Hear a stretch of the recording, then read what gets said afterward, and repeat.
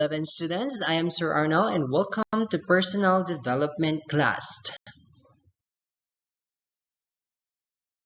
Today we will talk about a genogram or make a genogram and trace certain physical personality and behavioral attitudes through generations.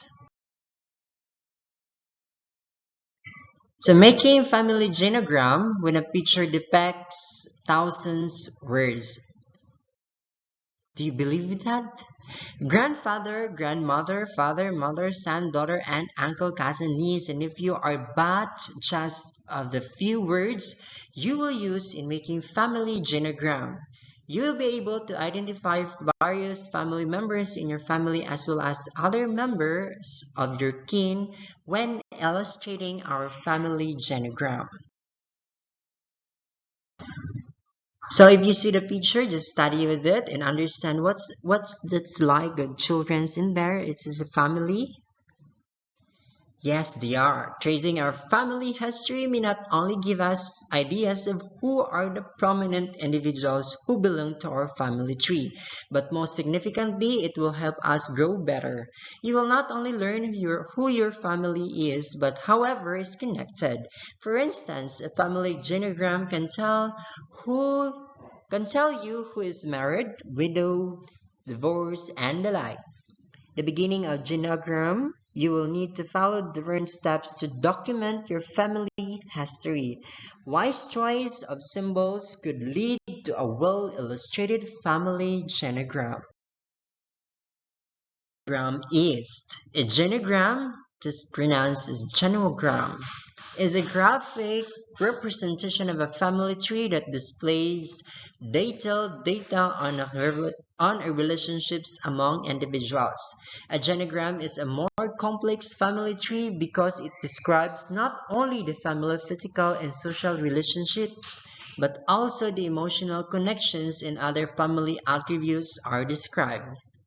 Genograms were first developed and popularized in clinical settings by Monica McGoldrick and Randy Gerson through the publication of a book in 1985. Genograms are now used by various groups of people in a variety of fields such as medicine, psychology, social work, genealogy, genetic research, and education. Crum, also known as Mark Goldrick and Gerson study in Jolly, Firm, etc. and et al. In 1980. It goes beyond a traditional family tree by allowing the user to visualize hereditary pattern and psychological factors that punctuate relationships. It can also be to identify repetitive patterns of behavior and to recognize hereditary tendencies. That's according to Renberg and Kirkus in 1988. Murray Bowen invented the concept of the genogram as part of his family system model in the 1970s. Genograms were later developed and popularized in clinical settings by Monica McGoldrick and Randy Gerson through the publication of a book entitled Genograms. Assessment and Intervention in 1985. Genograms are now used by various groups of people in a variety of fields such as medicine, psychiatry, psychology, social work, genetic research, education, and many more. Some practitioners in personal and family therapy use genograms for personal records in order to explain family dynamics to the client. Genogram is a family tree or map of history that uses special symbols to describe relationships of family members over multiple generations like any other graphic organizers. Genogram makes it easy for a person to present and comprehend other information. Now I will give you minutes to study the basic genogram symbols.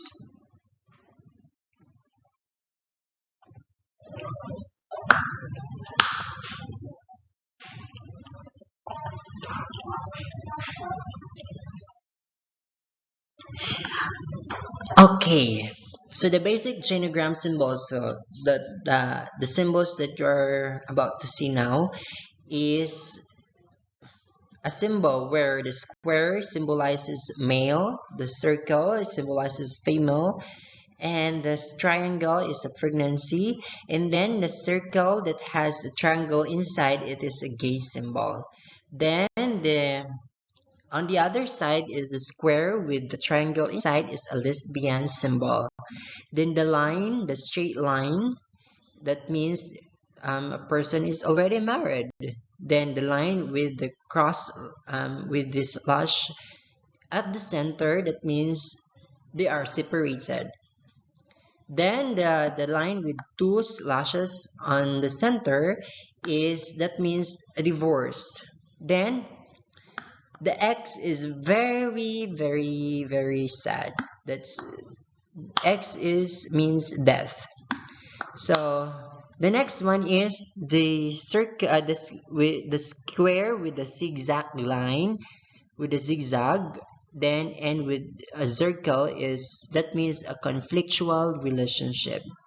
And then the next one is the square with the three lines, and with the circle is that means a very close relationship.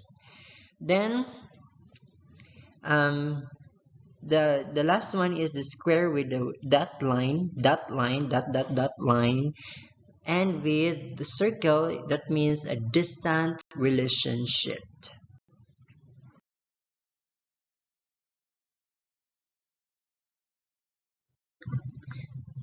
So here is the example of genogram symbols. So when it is X, that means a death. When it is question mark, there is no gender. When it's a square, that I don't know what does that mean.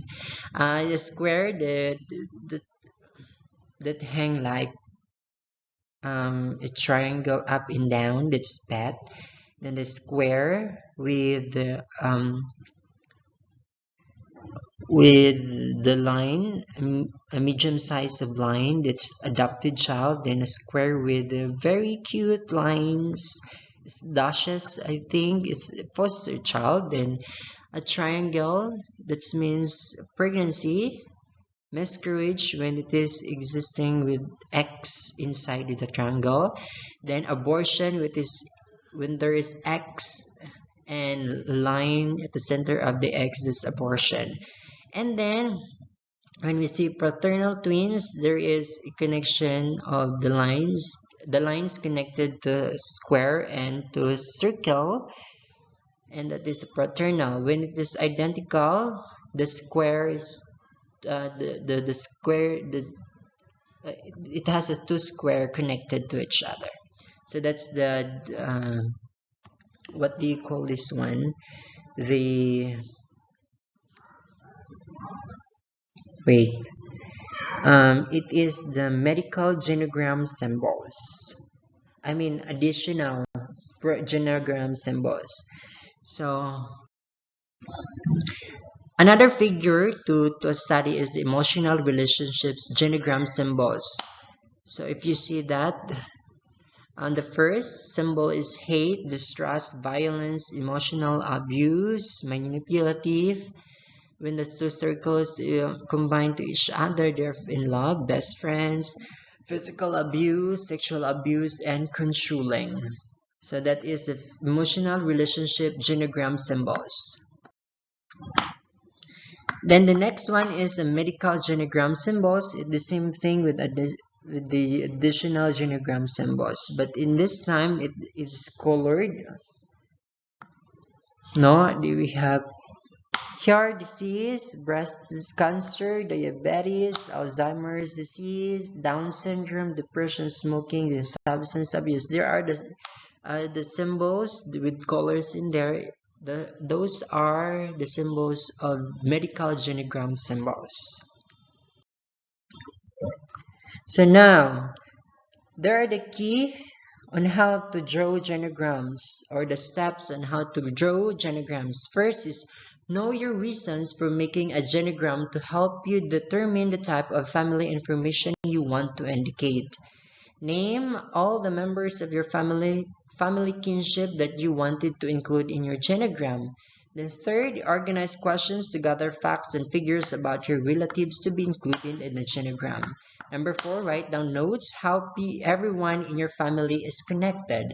Then, lastly, is solicit information starting with the oldest generation down the line. So that ends our topic about making genograms.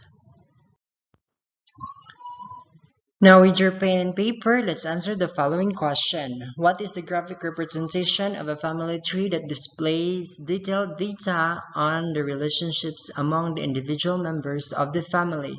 Is it A, genocide, genogram, genealogy, or generation? If you answer letter B, genogram, then you are correct. Number two, genograms were first developed and popularized in clinical setting by Monica Goldrick and Randy Gerson through the publication of a book in what year? A, 1985, 1988, 1995, 1998. If you answer letter A, then you are correct. Number three, a genogram is also known as a McCormick-Gerson study, McGoldrick-Gerson study, McJenrick-Gerson study, or McPatrick-Gerson study. If you answer letter B, McGoldrick and Gerson study, then you are correct. Number four, who invented the concept of genogram as part of his family system model? A, Charles Bowen, B, Harry Rundle, C, Marley Bowen, D, Maury Bowen. If you answer letter D, Maury Bowen, then you are correct. Number five, genograms are now used by various groups of people in a variety of fields like medicine, psychiatry, psychology, social works, genetics research, and A, culture, B, education, C, philosophy, D, society. If you answer letter B, then you are correct. And that ends our class for today. Once again, this is your personal development teacher, Sir Arnold, always saying the search of the self continues every day. Thank you and goodbye.